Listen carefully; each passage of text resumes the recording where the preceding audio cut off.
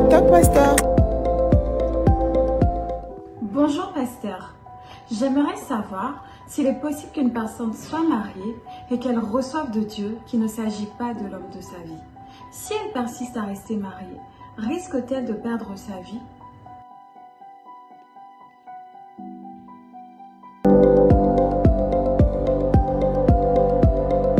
Toc toc pasteur.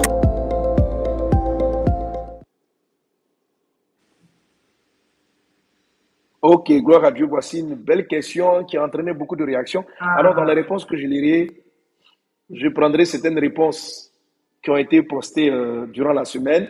C'est-à-dire, on a posé la question, je crois, hier, non?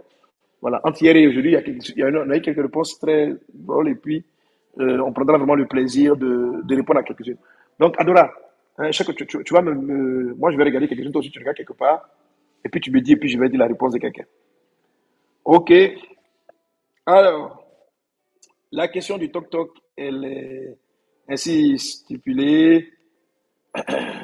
Bonjour, pasteur, j'aimerais savoir s'il est possible qu'une personne mariée donc reçoive de Dieu qu'il ne s'agit pas de l'homme de sa vie. Si elle persiste à rester mariée, elle risque de perdre sa vie. Donc voilà une des questions que m'a posée. Donc une fille dans la foi, elle croit que Dieu, il est fort probable que Dieu soit en train de lui dire de quitter ce foyer, sans quoi elle mourrait dans ce foyer. Alors donc j'attends votre réponse et votre avis sur la question de cette sœur. Amen. Alors je te salue, voilà. Gaël Ancher Aqua, sois béni. Voilà, n'oublie pas de liker la vidéo, de partager aussi. Je pense qu'elle ne veut pas prendre en compte ces révélations dans le sens qu'elle doit divorcer, mais plutôt dans l'optique de rechercher par l'esprit ce qu'elle doit réparer. Amen. Guy Siloué dit, je ne crois pas que Dieu puisse dire cela. Michel Kwemo, je rends grâce à Dieu de pouvoir assister à ces directs. Amen. Bonjour à tous. Michel, sois béni.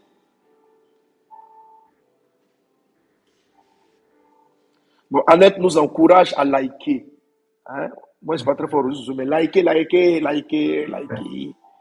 Voilà. Elle dit, on est beaucoup connectés. On s'en va vers plus de 2000 connexions et puis on n'a que quelques likes. Donc, liker. Et aujourd'hui, il y a une campagne de likage. Hein? Amen. Hein? On dit quoi? Pomper les cœurs. Ça dit quoi? Comment pomper les cœurs? Ça dit quoi? Comment on fait ça?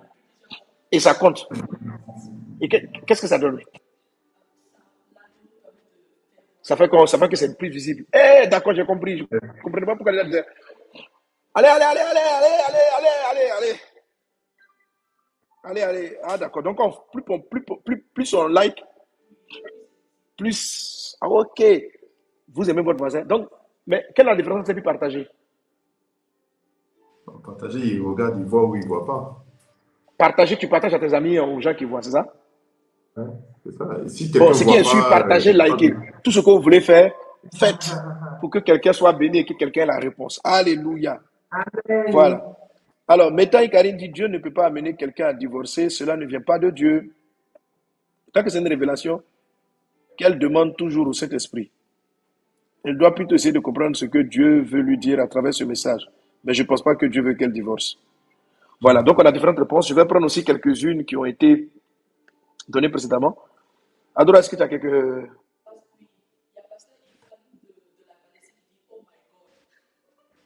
Pastor Ifan say, oh my God, I greet and bless Ifan and all the team from Malaysia, from Pakistan. God bless you, my son Pastor Ifan, and all the church, brother and sister in Pakistan. May the hand of God be upon your life. In the name of Jesus. Amen. Hallelujah. Mhm.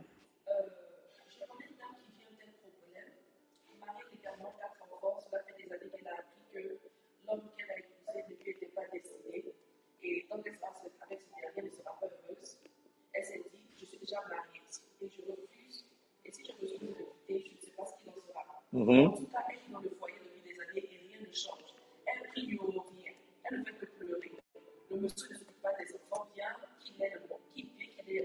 Mhm.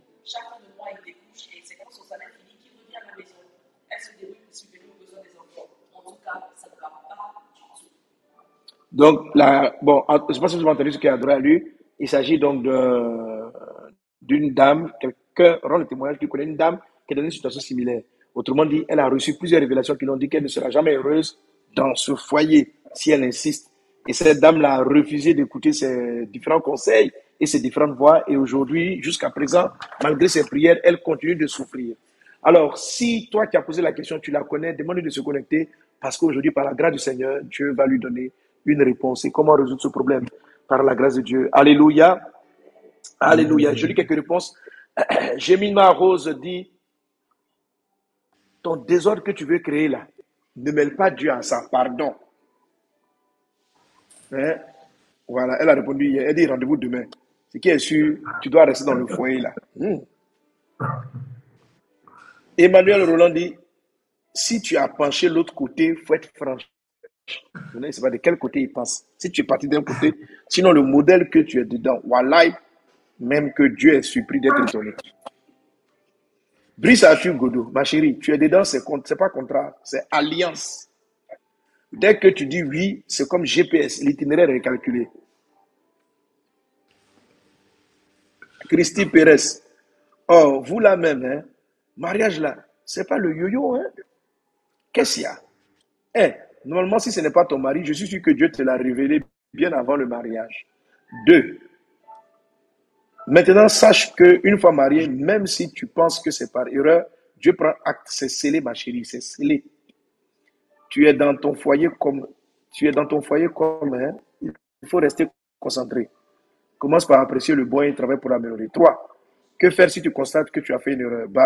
Tu te répands devant le Saint-Esprit et pourquoi pas, demande ton conjoint. Ensuite, tu prends le trou par les cornes et tu payes le prix. En effet, Dieu a la capacité de changer le mal en bien. Amen. Voilà, on a de superbes réponses. Et puis, on va essayer d'écouter nos deux invités du jour, Moïse et Melio. What do you think? Qu'est-ce que vous pensez? Hello, Daddy. Salut. Oui. Qu'est-ce que vous voulez dire? Nous, tu es très attaché au Cameroun, comme toi. C'était notre pays d'adoption aussi. On a vécu 5 ans au Cameroun. Donc, on aime beaucoup le Cameroun. Donc, coucou au Cameroun, ok. aux Camerounais. Donc, voilà, c'est vrai que c'est vrai. Vous avez fait 5 ans ici. C'est ça. À Douala. Un de vos enfants est né ici, non? Est-ce qu'il y a de vos enfants Oui. qui est né ici? Bon, elle est repartie en Côte d'Ivoire, mais elle a grandi. Elle a fait 1 mois en Côte d'Ivoire et puis on est reparti au Cameroun aussitôt. Ah, ok, d'accord. Bon, allez, on y va pour la réponse.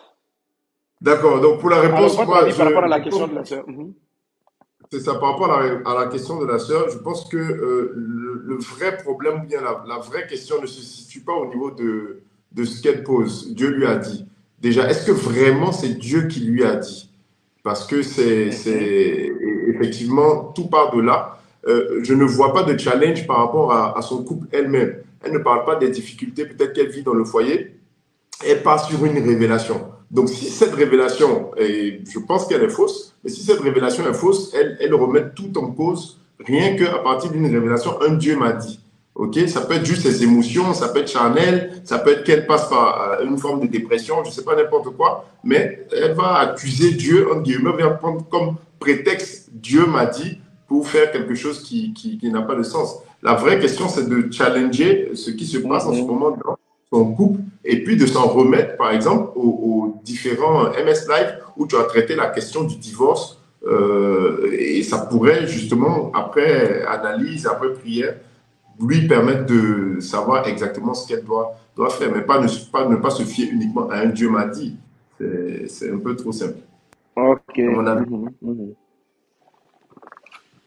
D'accord.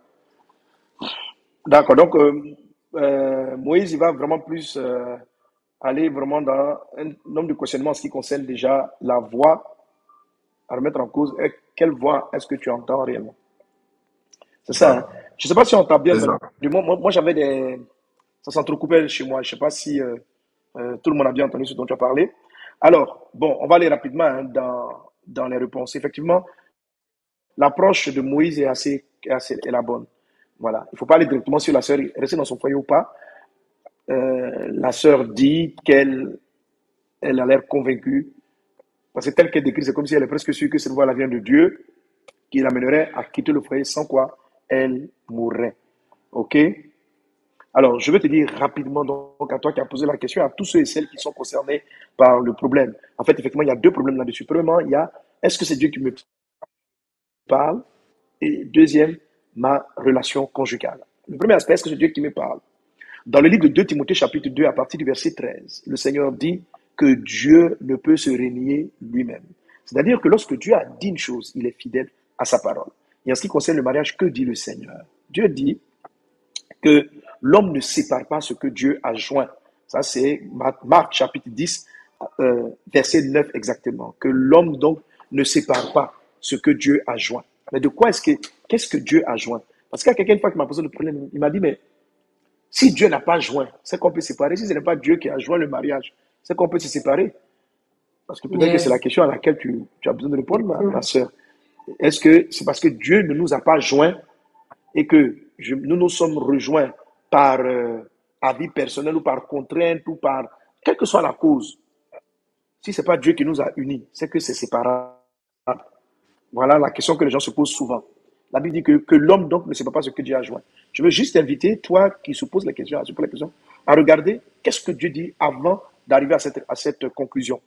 Il dit au verset 6, voilà, on va commencer même au verset 4. Moïse, dirent-ils, a permis d'écrire une lettre de divorce et de répudier. Et Jésus leur dit, c'est à cause de la dureté de votre cœur que Moïse vous a donné ce précepte. Mais au commencement de la création, Dieu fit l'homme et la femme. C'est pourquoi l'homme quittera son père et sa mère et s'attachera à sa femme. Et les deux deviendront une seule chair. Ainsi donc, ils ne sont plus deux, mais ils sont une seule chair. Amen. Alors, ma soeur, dans la procédure qui conduit au mariage, Dieu dit, c'est pourquoi l'homme quittera son père et sa mère. 1. L'homme s'attachera à sa femme. 2. Les deux vont devenir une seule chair. 3. Dans ces différents aspects que j'appelais donc les cordes, on ne voit pas Dieu. On n'a pas dit, c'est pourquoi Dieu poussera l'homme à quitter son père et sa mère. On n'a pas dit ça. On dit l'homme quittera. Ça vient de lui.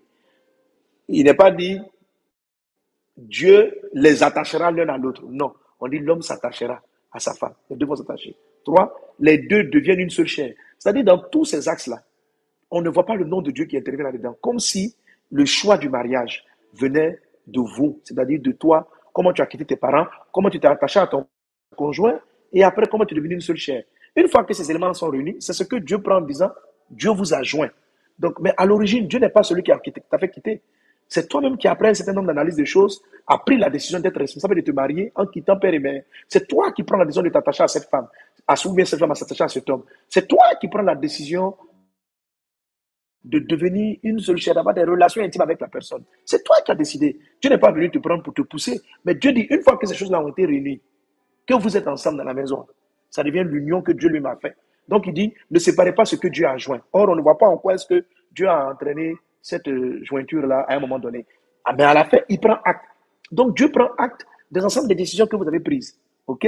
Si tu as fait une erreur, demande-lui maintenant de guérir l'erreur. Et il peut t'aider dans les différentes étapes. Mais si tu les as sautées, Dieu prend acte et ça devient maintenant Dieu a joint. Donc celui qui dit non, si Dieu n'a pas joint, que doit-on faire? Dieu a joint dès l'instant où vous-même vous avez pris la décision de vous marier. Ça devient Dieu acte cela et ça devient lui-même l'auteur de votre union, même si il ne vous a pas poussé dans vos décisions. Ça va se dédier.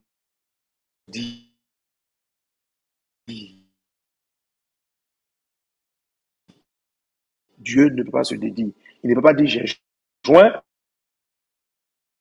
et puis dire à la fin je ne vous ai pas joint. Ok? Dieu ne peut pas dire je vous ai joint et puis après prendre acte. Amen.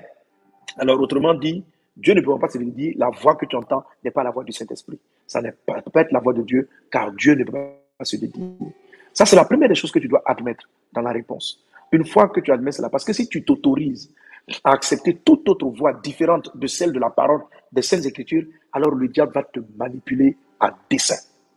La voix peut venir de ton âme, peut venir des blessures que tu as dans ton foyer, peut venir de beaucoup de choses. C'est comme ça ainsi que des gens entendent des voix et des orientations et vont se fiancer, de fiancé en fiancé, ils n'en finissent pas. Et plusieurs amènent dans le divorce sous prétexte qu'ils auraient entendu des voix. Dieu ne peut pas se dédire. Il faut en être conscient. Alléluia. Une fois que ça, c'est un principe qui est admis, maintenant, on peut aller chercher auprès du Seigneur les solutions aux problèmes auxquels on est confronté. Là, je ne pourrais pas vraiment te répondre parce que j'aurais voulu savoir quel est l'état de ta vie avec ton conjoint aujourd'hui. Est-ce que vous ne vous entendez pas? Est-ce que vous vous disputez? Voici les problèmes auxquels il faut répondre. Est-ce qu'aujourd'hui, toi-même, tu choisirais, tu veux divorcer? Voilà, il ne faut pas dire que Dieu veut que je divorce quand toi tu veux divorcer. Voilà, il faut dire, moi, je ne supporte plus le foyer. Là, au moins, on permet de pouvoir répondre aux problèmes. Mais quand tu trouves une voie divine pour soi-disant justifier le fait que tu veux partir, ça va te poser des problèmes. Par contre, j'ai été confronté à des personnes où je demande à la dame, est-ce que tu es heureuse avec ton mari? Elle me dit, oui, tout va bien. Mais elle entend des voix qui lui disent de partir, qui lui disent de quitter le foyer. OK? Mais ces genres de voix-là, ça peut venir de l'âme. Et cette dame dont je parle en l'occurrence, c'était l'esprit de rejet. Son conjoint était tellement bien que l'esprit de rejet qu'elle avait depuis son enfance l'a amené à rejeter celui qui faisait du bien, donc à s'éloigner. La voix qu'elle entendait était la voix d'un démon qui s'appuyait sur son rejet intérieur pour briser ce que Dieu lui avait donné qui est bien.